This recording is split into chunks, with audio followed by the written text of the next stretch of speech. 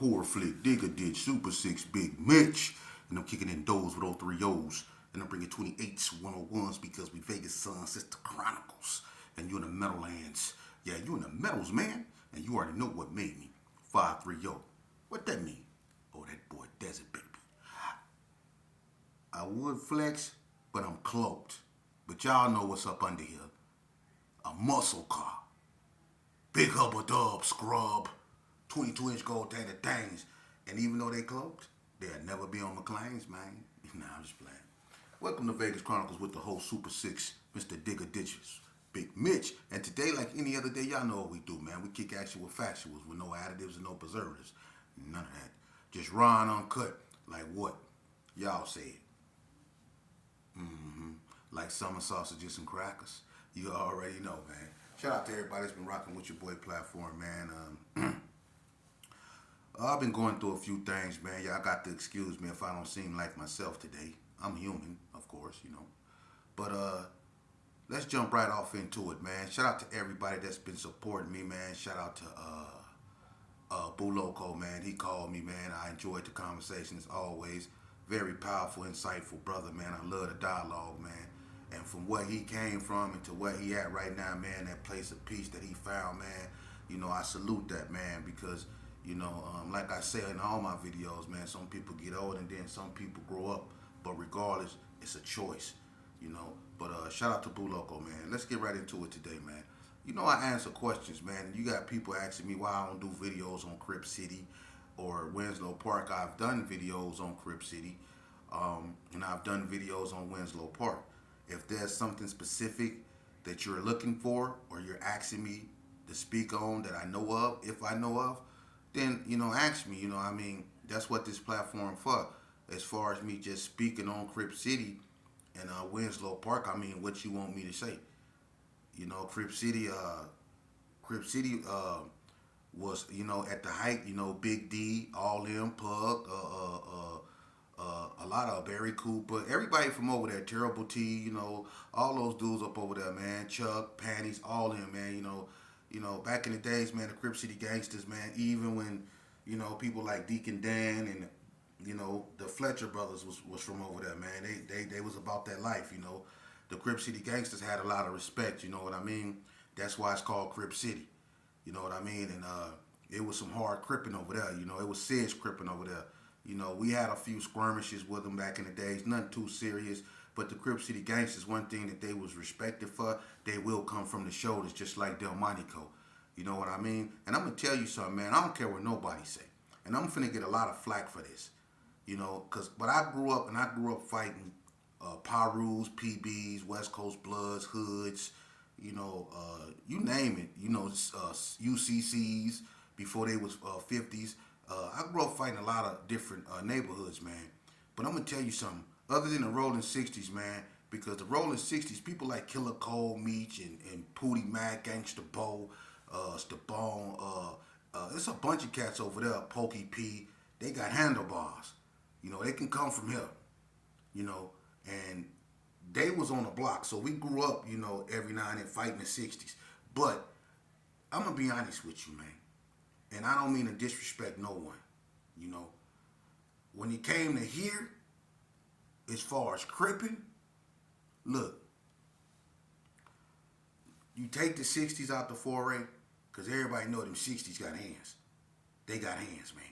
Big leg, them dudes got hands. All right, even the females, DK them, all them, they got hands over there. Okay, so, but from here, I'm going to tell you, man, some of the most frightened from here, the shoulders, was in Crip City and Delmonico. I'm keeping it 100 with you. Now, I ain't saying that the GQs in the north didn't have handlebars. Yes, they did. But I'm talking about in close proximity. Them BTDs and them CCGs, when it comes to the Crips, they had the hands, man. Besides the 60s. You know, so you can put them three neighborhoods however you want to put them. You know what I mean? You had the OGs, they had handlebars, you know what I mean? And, you know, the Sioux had handlebars. But when it come from here, man, I'm telling you, man, for real, Delmonico and CCGs, they had hands. When it comes to the Red Rag, when it comes to the hands, and people will get mad at me for this. You got the big four, which is Paru, PB, West Coast, and the Hood. Now, when you got Paru, you got two factions. You got Burgundy Square Paru, and you got Madison Terry Paru. They all one, but you have the houses and then you have the projects. Burgundy Square is the houses, Madison Terrace is the projects, But and then you got like East Coast Bloods and other small factions. But I'm gonna be honest, when it comes to the handlebars here, you got to give it to the Hood and you got to give it to the Parus. I ain't saying the PBs don't got it. They right there, and I ain't saying the Coast don't got it. I'm just saying from what I went through and what I witnessed, people gonna have difference of opinion. But from my testimony and from what I went through, because I've been punched by both sides. I've been punched by I done got in a fight with all four neighborhoods, And I'm gonna tell you something, man. Them Parus and the Hood, they gets down. For real. The West Coast Bloods do too, but the West Coast Bloods is the newer of the big four. They came out last. The Hood is the oldest. The PBs is the oldest on the west side, followed by the Parus, and then you have the West Coast Bloods, but them Parus in the Hood, yeah, you don't want it from them. You don't want to see them. I don't care where you from, who they got hands. And as far as the females from here, who got the hardest fighting females? I got to say the Gerson. The Gerson got the hardest fighting females, homie. Because I'm going to be honest with you. Everybody can say what the Parus had people like Tanya Washington. The GQs had people like, Ndana had people like K-Rock and Xena, GQ Xena, and a few more. And the Hood had Romanetta, you know what I mean, 380 and all them. But I'm going to tell you something. The 60s had DK. But I'm going to tell you something. The Gerson had people like Tony Girl, my aunties, Bob Brand. They had people like Dorothy Ann, Girl Bug. And I'm going to tell you something. Wasn't nobody whooping Dana Dane back in the days, man. Nobody. They had Tracy. The Gerson had, come on, man. The Gersons had, and then you had the 40 block females. You had Fee, you had Trina, you had Rochelle and Michelle. Wasn't too many people whooping them.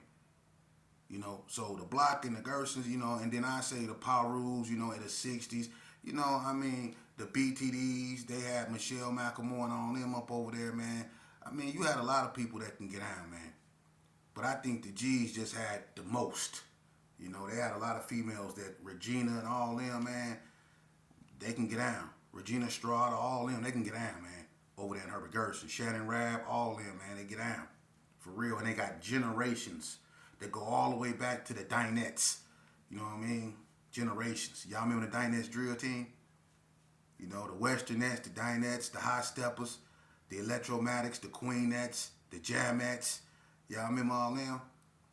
Some of them fight hard too. For real.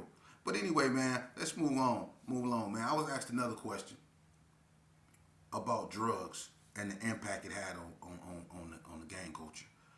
I'm gonna tell you something, man. Drugs is probably the number one culprit, along with poverty and other things that influenced, people that made poor decisions. But drugs is probably like right there when it comes to, the destruction in our community. It took a hold of me.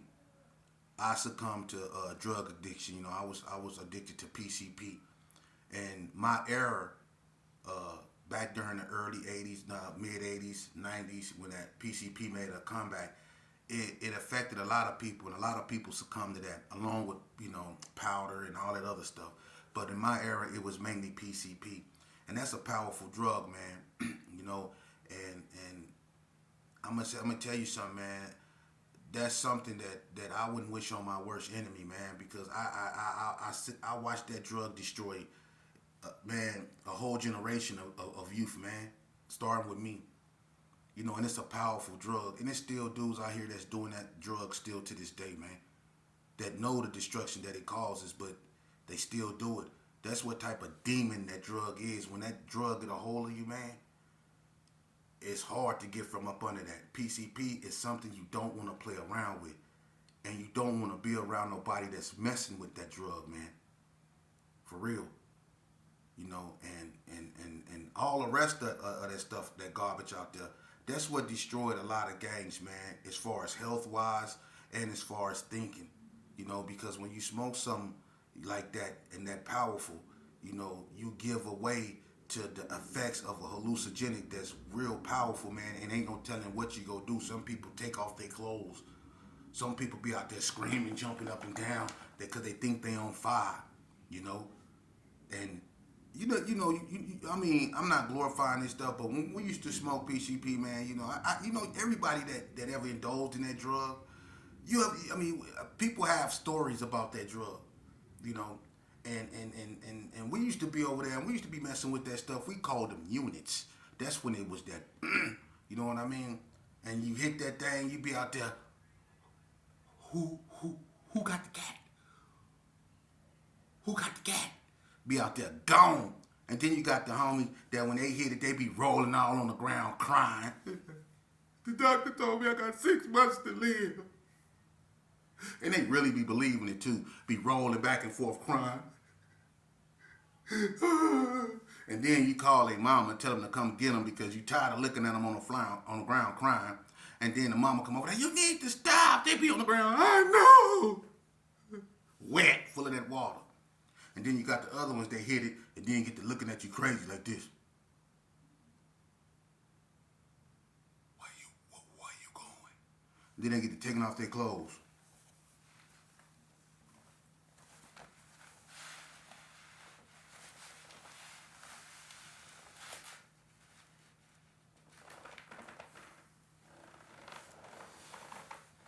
Doing all that, you know what I mean? It'd be like, man, turn the water hose on them, you know what I mean? Be gone. You know what I mean? And that's what happened to me that night when I went up there to the country club, full of that water, drinking, trying to be tough. Went up there like I was a cold gangster, went up there trying to walk hard, like I was on the movie Colors. Went up in there in the country club with my chest poked out on that water like I'm finna whoop everybody up in there. I ended up getting slammed on every kind of parking lot. For real. And had me out there looking at everybody curl, pushed to the side, lips white, talking about, go get the cat. Whooped out. Drugs, listen, man. And you can laugh about it, but them drugs, I'm going to tell you something, man. I met a lot of dudes that was in the Hoop Scout, man, for messing with PCP. And I met this one Damu youngster. I'm going to leave it at this. I'm not going to say his name. You know what I mean? Because a lot of people, let's just say he was a playboy. And he was real young, man. Stocky. You know what I mean? And if you know, you know. But he was smoking that water one day, man, over there with his girl. You know, and she was getting on him about smoking that water. You know, and, you know, from what he told me, he said when he hit it, it was like he was dreaming. You know, it was like everything was a dream. So he wasn't thinking it was real.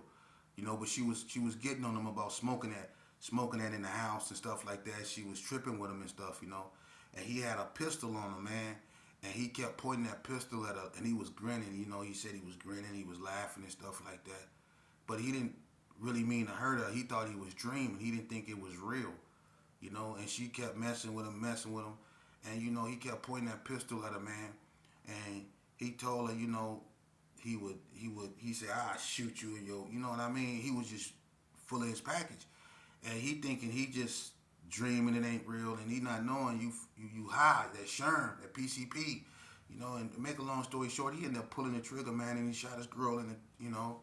And now he up there, and they gave that boy all day, you know. And he went to court, and he tried to use the defense that he was full of that PCP. But them people told him, did somebody put a gat to your head, a gun to your head and make you smoke that? You chose to smoke that. See, when you get full of that stuff and you go out there and you do something bad and you try to use that defense, oh, I was full of that, I didn't know they gonna say, did somebody put a gun to your head and make you smoke that? If you chose to smoke that, then you responsible for whatever that make you do.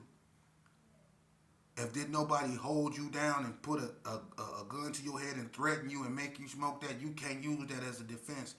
They gave that boy all day twice. He got 2 lives without for what he did. And not only is he sick behind that time, but he's sick behind what he done to his girl. And to this day, he just stare at the ground. And he full of medication. He can't be on the regular yard. He always back there with the, patients. Because he can't get over the fact that he did that. He's still living in denial. But that's how powerful that drug is. And you can just do it one time. And that's all it takes. For real, man. I would advise you not to mess with that. And it ain't just that. It's that stuff they be putting in their nose, too. It's the same thing, man. You know? So when you do that stuff, man, you have to be mindful of what it done or what it will do. And PCP, let me tell you, that drug is so powerful. Some people that inhaled that drug and didn't live to exhale. Whenever you smoke something that powerful or something like that, that God, somebody made, God knows what. And whenever you inhale some stuff like that, man, you playing Russian roulette with your own life, man. That's a chemical. Let me be the first to tell you, man. And it's a cold addiction, too. For real. It slows everything down. It puts you in a world that it's like, it's a world you really can't figure out. You really don't have no control of. Some people do. Some people do. And that's crazy because some people can smoke that stuff and still function as if they never smoked it. Some people can smoke it like it's nothing, especially if you crippin'. If you're a real Crip, they believe if you drinking Hennessy and one of them, if you crippin', and that's why so many people is gone off that stuff, man. Because they say a real Crip is somebody that smoked that and drink yak. So if you was really crippin', you was really strung out on that. And that's why a lot of people is strung out on that. And they can't come from up under that, man. And it's just like with the crack era. It was that era hit hard, hit the hardest, the first. Man, look, that crack took out a lot of people, a lot of legends in Las Vegas.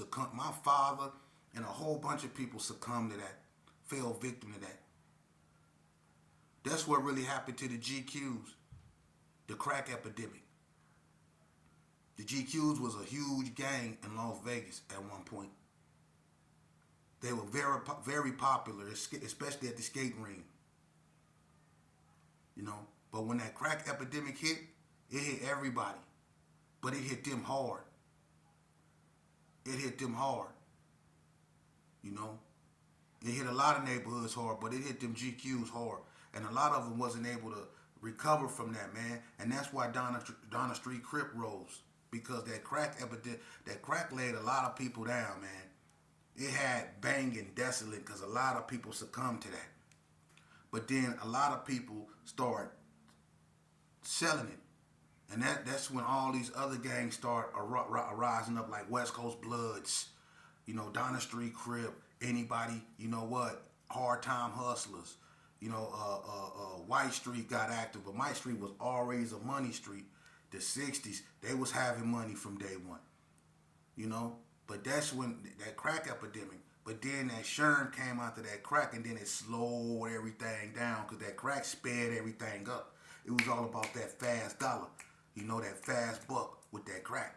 But when that PCP came, it slowed everything back down. See, and people went from having Liege Max and Hawaiian Silkies to having curls that look like perms, red eyes. Those cars that used to beat, you start hearing the motors in that sound weird and stuff. That PCP started slowing everything down. And then people got on that powder, and they was doing that with PCP. So they was just putting all that stress on their heart, doing these different type of drugs. And that's why a lot of people was going to sleep and not waking up. And when you do drugs, I'm gonna tell you something. You allow yourself to become a vessel for, I'm telling you, for evil. Because when I used to do drugs or when I drunk and stuff like that, before I drunk, I used to be cool. I used to be normal. I didn't want to harm nobody. But after I done drugs and stuff like that, I used to seek people just to hurt them. I wanted to hurt people in any way I could. And I didn't care. See, I made myself an easy vessel for evil to enter my body and take over me. And when I caught my case and I went to the Ooskow, that's what I allowed to happen to me. I allowed the devil to come inside me. That's what drugs do. They make it easy for the devil. When you on them drugs, you just open the door and tell the devil to come on in. That's why when you sober up and you end up in jail for something gruesome, you be like, I ain't no way I did that. Ain't no way. I don't remember doing nothing like that. Yeah, because when you do drugs and stuff like that, and you alter your perception in your mind and stuff like that, you allow stuff like that to enter your body and take over you. You see? Yeah. That's why some people can be the coolest people in the world, but when they start drinking, they get violent, angry. You see? And that's what happened with drugs. See? Drugs. They turned homies against homies. Some homies developed addictions. You see? And the homie that had the money, they still was looking out for the homie that succumbed to his addiction, right? But then it got to the point to where he didn't want to keep giving them stuff because he done got so bad now to where all he want to do is just smoke. So he don't mess with him no more. Now his homeboy mad at him because he don't mess with him no more. He don't want to give him no more drugs. He want him to get himself together. But his homeboy that's full of the package, he don't feel that. He want them drugs. So in return, he get mad at the homie that's having it, and he set him up to get robbed and unalived. Behind drugs. See? Behind drugs. Yeah. I done seen, and true story, I done seen dudes, that was trying to have a little money, serving out there in either carry arms or the Gerson. This happened on many occasions. And I ain't trying to put nobody on blast. It's not about that. It's to show you what drugs will do. And I didn't watch Tyrone Howe because he had a drug addiction. Walk right up to them dudes, and people know I'm not lying. He knew they was weak. They wasn't bothering nobody. They were just trying to have a couple dollars, but he walked right up on them and knocked them out and went right up in their pockets because he had an addiction. See? His own homeboy went right up in their pockets, slept them, and went right up in their pockets. For real. We all had homies that done did that, man, because of addictions. So drugs has, let me tell you something, man. Drugs absolutely destroyed not just gangs, but the community as a whole. For real. Drugs. And if anybody watching this video, listen, man. Take it from me. You can throw your whole life away with one hit, one sip, one toot, whatever you do. You can throw your whole life away just by one, because the euphoria or whatever, the hallucinogenic or whatever you get from that, it can take control or it can take over you, and it can allow you to act out in a way that you have no knowledge of or no control of. And you can do something, wake up the next morning not knowing that you did that. Next thing you know, you on a run for something you can't take back. That happened to me. That happened to a whole bunch of people. Your best bet is not to do drugs, man. You don't need that crap. If you want to get high off life. When I want to get high, I go to the gym and I work out. That's my euphoria. Tussling around with that weight, going up in that gym. Because I'm going to tell you something about weights. And this is why I lift them. It ain't because they get you big and buff. That's just the add to it. That's just the cherry on top. I'm going to tell you, weights is one of the only things that won't change on you. You have to adjust to the weights. A 50-pound dumbbell is going to stay that, whether you can lift it or not. See? It's going to always be 50 pounds, whether you can lift it or not. See? It's never going to change on you. Weights, you have to adapt to it. See? Weights teach you. And even though you might not be able to lift it, if you keep working out, one day you will, but it would never change on you. No matter what you're going through. See, a 50-pound dumbbell, when you at your weakest, it's going to stay a 50. It's not going to look down on you. It's going to stay a 50. When you strong enough to lift that 50, it's going to stay a 50. And when you move on to something bigger than that 50 ain't going to hate on you. It's going to stay a 50. Weights don't change on you. See? You will change on weights before weights change on you. That's why I love them. And if you treat them right, they'll get you big. But if you abuse them, they will hurt you. See, weights will make you respect them. Because you know if you put too much on, meaning if you underestimate them, they will crush you. You always got to respect weight. That's why you always check to make sure they on right. That's why you always make sure you got the right on